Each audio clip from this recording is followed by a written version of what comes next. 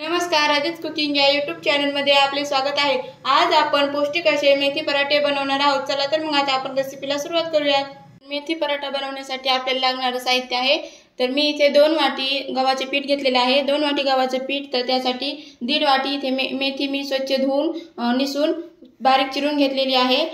1 चमचा लाल तिखट, थोडीशी हळद, 1 चमचा बेसन पीठ, अर्धा चमचा जिरे पावडर आणि 1 चमचा पांढरे तीळ इथे घेतलेले आहेत। आता आपण रेसिपीला सुरुवात करूयात। आता आपण पिठामध्ये बेसन पीठ टाकून घेऊयात। लाल तिखट ऐवजी तुम्ही हिरवी मिरची वापरू शकता। हळद, जिरे पावडर, चवीपुरतं मीठ आपण यामध्ये टाकून घेऊयात आणि पांढरे तीळ। आता हे कोरडे जिन्नस छान मिक्स करून घेऊयात।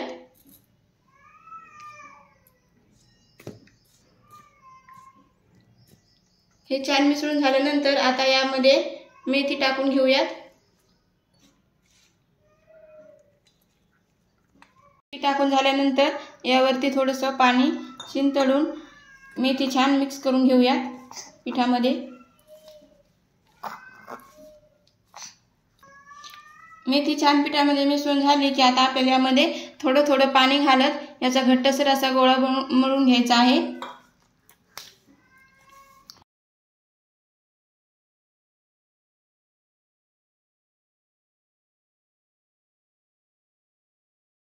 घट्टसर गोळा मळून घेतलेला आहे। आता यावरती आपण थोडंसं तेल टाकून आणखी याला छान थोडंसं मळून घेऊयात।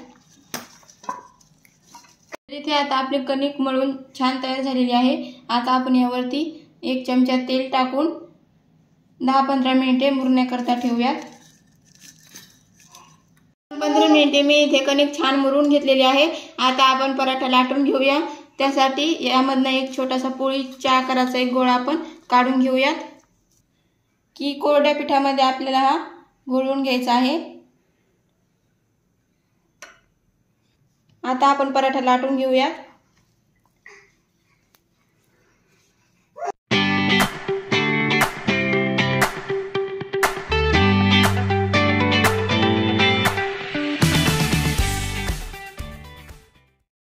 आपण जेव्हा पराठा लाटायला घेतला तेव्हा मी तवा गरम करायला ठेवलेला होता। आता तवाही गरम झालेला आहे, त्यावर आता आपण पराठा टाकून घेऊयात आणि छान पराठा भाजून घेऊयात।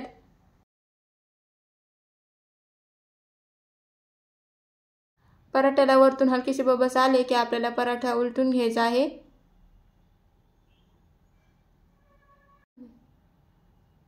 अर्धा मिनिट आपण पराठा उलटून झाले की आता आपल्याला त्यावरती तेल लावून घ्यायचं आहे।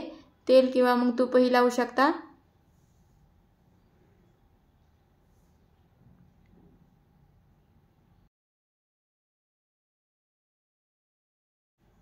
तेल लावून झाल्यानंतर आता आपल्याला पराठा पलटून घ्यायचा आहे आणि दुसऱ्या बाजूनेही छान तेल लावून घ्यायचं आहे।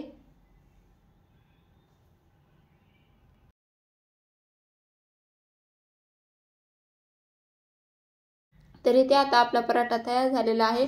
आता आपण तो काढून घेऊयात आणि अशाच पद्धतीने आपल्याला सर्व पराठे करून घ्यायचे आहेत।